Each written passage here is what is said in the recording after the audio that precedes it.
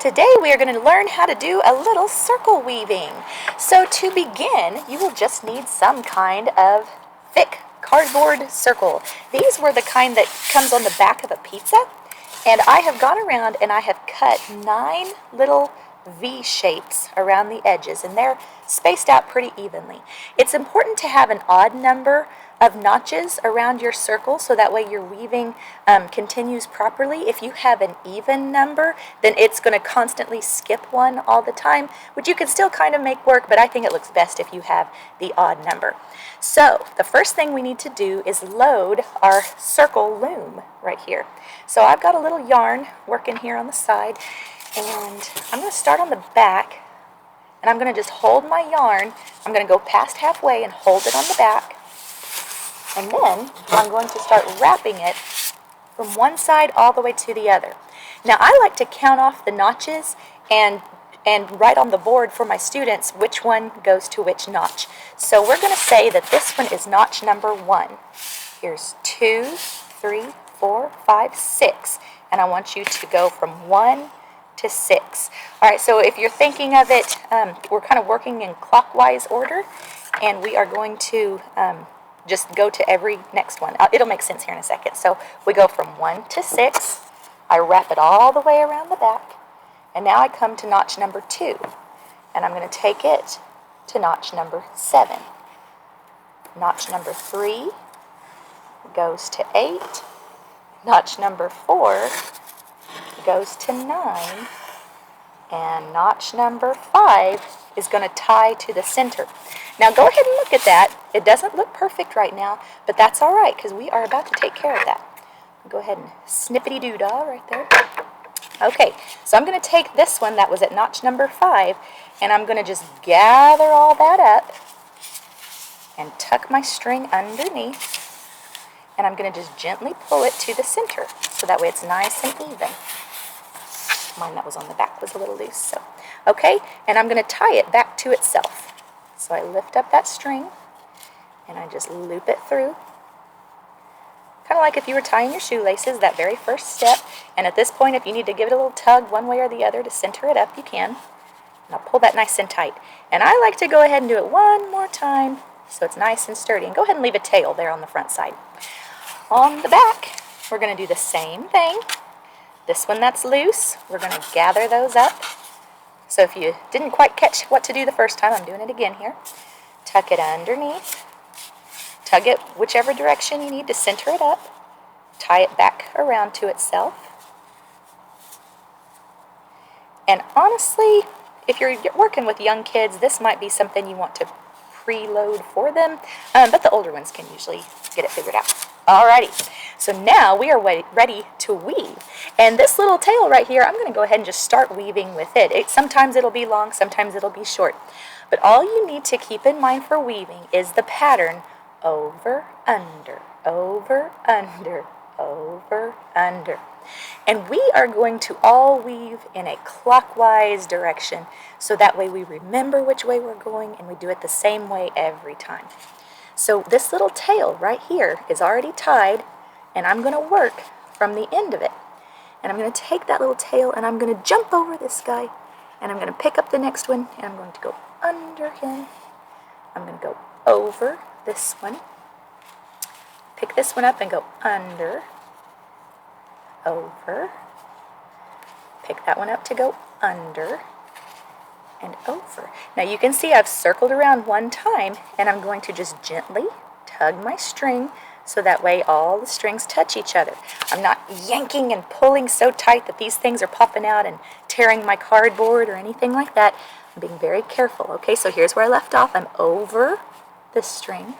So I pick this one up and go under, over, under, over, under. And I just keep on doing this until I run out of string. Okay, now here's the cool thing. We are going to be displaying these on the loom itself, so we're not going to be cutting anything off at the end. In fact, my students are painting their circles before they start weaving, so it'll be a really nice final display. I kept mine white so you could see the strings a little bit easier, but whenever we get ready to change out the string, You really don't have to tie any knots at all. I think it keeps it a little cleaner that way if you don't. But this one that we just left off, I'm going to tuck underneath so it's out of the way.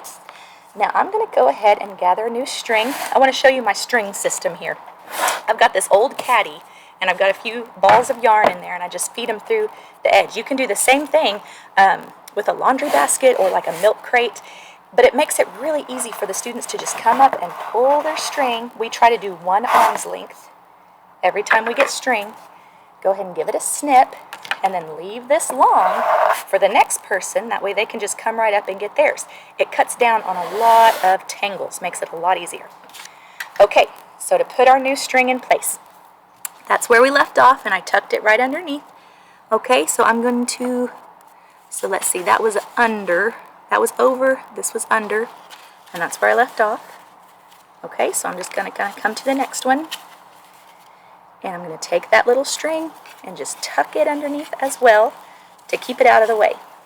Okay, that way I don't get confused and try to work 2 strings at once. I just tucked it underneath. Now here's something that's tricky. You can pull that out real easy. Watch. Whoop. See? Super easy to pull that right out. So what you have to keep in mind is to be gentle. So you just tuck that back underneath. And if you forget where you left off, honestly, weaving is so forgiving it doesn't even matter. Okay, so I'm going to go ahead and just pick up where I left off. Under. So this one's over. Under. Over. Under. And I'm going to go ahead and pull, but when I pull, I'm going to hold this down. Gentle, gentle, gentle.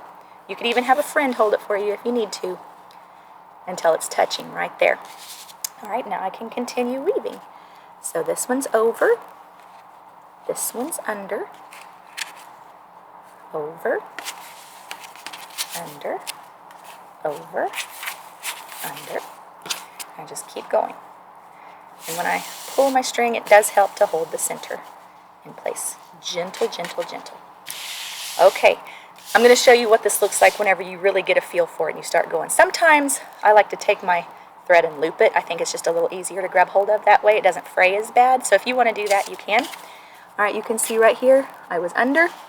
So I go over, under, over, under, over, under, and pull every now and then to keep it all touching together gently. When you really get a feel for it, really all you're doing is just picking up every other string. So I want you to kind of see what that looks like. This is over, so I'm under this one, skip one, this is the next one I pick up. All right, you kind of see how that works. All right, I'm over this one, so I pick up this one.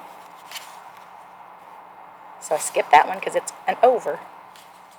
Underneath, over, under, over. And I just keep going round and round like a circle. Now I've got one that I've done a little bit more on, and I want to show you a few problems that you could encounter here. Okay? Now the first thing is if you are weaving along and you just pull super, super tight, look what just happened. It will really make a mess. So I want to really remind you and encourage you to always keep it touching each other, but very gentle and soft whenever you're working together here. Okay? The next thing I want to show you is what happens if you accidentally skip a string. So you can see right here I was under. My red one is under the blue. Okay? So this one I would go over, and this one I go under. Now what if I accidentally skipped and I went over 2 strings? Let's just see what happens. Okay? So when I pull that, you see how that string kind of went over the top? All right, that is because right here, I'm over 2 strings. I'm going to zoom in so you can see that. So if I back up, that one was over, under, over, over. Wait a second. And that's what gave me this problem right here. So if that's happening to you, that's what's going on. You need to back up and just fix that little mistake and keep on cruising. Okay? Another thing that I see kids do a lot is they might try to start with a string that's too short. Let me go ahead and zip through this and I'll show you what that would look like. When we go get new string from our yarn stations, we always try to make sure that they're about an arm's length, But sometimes people kind of forget how long their arm is, or they stretch it real tight or something, and they end up this really short little thing. Okay, watch what happens if we try to start a new string with just a little tiny thing. All right, so I tuck this under like we did before. Okay, under, over, under, over, under, over, and then all of a sudden, oh my goodness, I didn't even make one pass, and I already gotta go get more string. Okay, that makes it really weak. It's very likely to fall out. If you've got a nice long string, you can get a good weaving, but don't get it too long, because if it's longer than your arm, you're gonna get tangled up. Okay? So that's basically circle weaving. So you would just continue on and on and on, all the way out to the edges, or until whenever it is that you want to stop, if you have some kind of design on the edges. And really, you can tie this in a knot to your string if you want to, but you don't even have to. You can just tuck it underneath and call it done, because we're going to display these just like this. And that is circle weaving.